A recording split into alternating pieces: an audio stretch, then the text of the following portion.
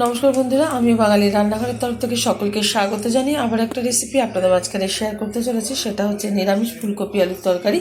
তাহলে চলুন দেখে নেওয়া যাক আজকের রেসিপি। এখানে আমি একটা ছোটো সাইজের ফুলকপি ভালো করে টুকরো করে ধুয়ে পরিষ্কার করে নিয়েছি। আর এখানে নিয়েছি একটা বড় সাইজের আলু, সেটা একটু খোসা ছাড়িয়ে টুকরো করে নিয়েছি। আর সাথে একটা গাজর নিয়েছি, কিছুটা মটরশুঁটি নিয়েছি। আর প্রথমে ভালো করে ধোয়ার পর হালকা একটু সিদ্ধ করে নিয়েছি। এবার আমি রান্না করে নেবো। ফুলকপি আলুর তরকারিটা রান্না করার জন্য ওভেনে কড়াই বসিয়ে তাতে দিয়ে দিয়েছি বেশ কিছুটা পরিমাণে সাদা তেল। তেলটা গরম হয়ে গেছে, তেলের মধ্যে দিয়ে দিলাম একটা তেজপাতা, কিছুটা গোটা জিরে, ফোড়ন। এবার ফোড়নটা একটু ভালোভাবে ভেজে নেব। ফোড়নটা ভালোভাবে ভাজা হয়ে গেছে, এখন দিয়ে দেবো সিদ্ধ করে রাখা ফুলকপি, আলু, গাজর, মটরশুঁটি। এবার হাই আছে মিনিট দিয়ে আমি নেড়ে করে নেব তেলের সাথে।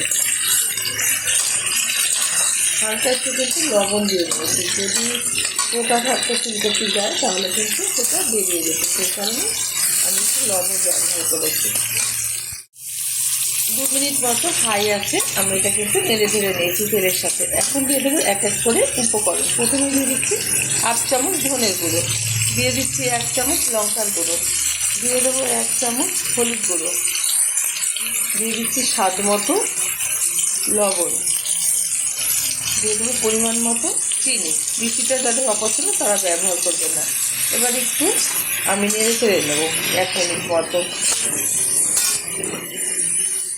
ভালোভাবে কিন্তু 1 মিনিট মতো নেড়ে চেড়ে নিয়েছি।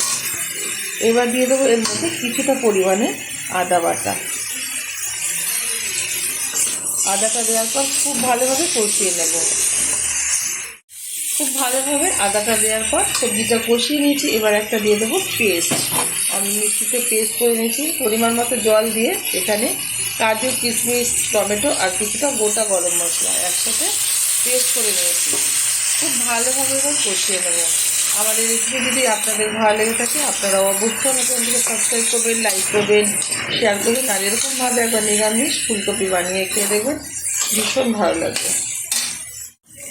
খুব ভালোভাবে কষানো হয়ে গেছে, এখন দিয়ে দেবো পরিমাণ মতো জল। এর থেকেও যদি ভালো কালার আনতে চান আপনারা তাহলে কিন্তু কাশ্মীরি লঙ্কার গুঁড়ো ব্যবহার করতে পারেন।